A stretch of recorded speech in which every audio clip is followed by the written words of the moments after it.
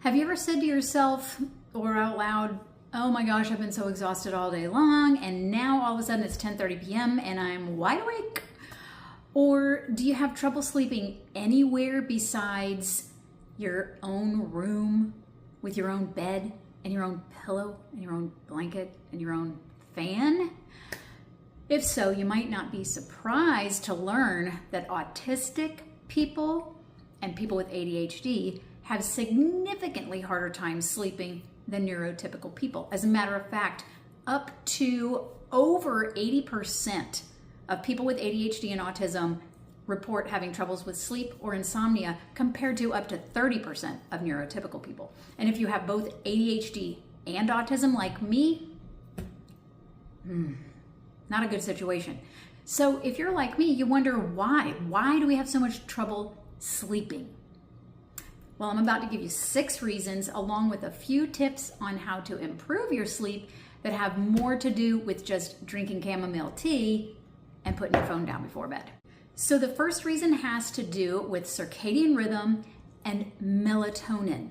So we have overall reduced melatonin production. Our bodies convert serotonin to melatonin differently. And what I just learned is that our bodies produce melatonin at wonky times. That's why so many of us are night owls. Number 2, there is an emerging theory that autistic brains have difficulty switching states. In other words, switching from an active state to an inhibited or restful state. And that's not too hard to believe, considering how difficult it is for us to switch gears in general. Number 3 is autistic hyperarousal. And what that means is when we go to bed, we're not necessarily stressed about something, but we have a hard time quieting our minds. For example, we are sensory monitoring. We have anxiety, or we anticipate having anxiety. We have difficulty relaxing our muscles.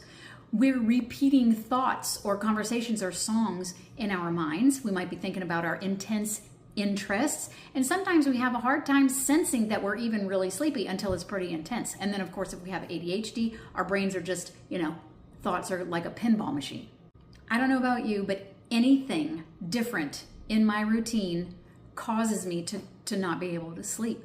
If I'm having company, I can't sleep. Going to a hotel, can't sleep.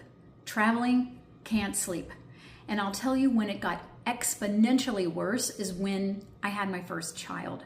I just couldn't sleep. I would think to myself, as soon as I fall asleep, they're going to start crying. So it was like I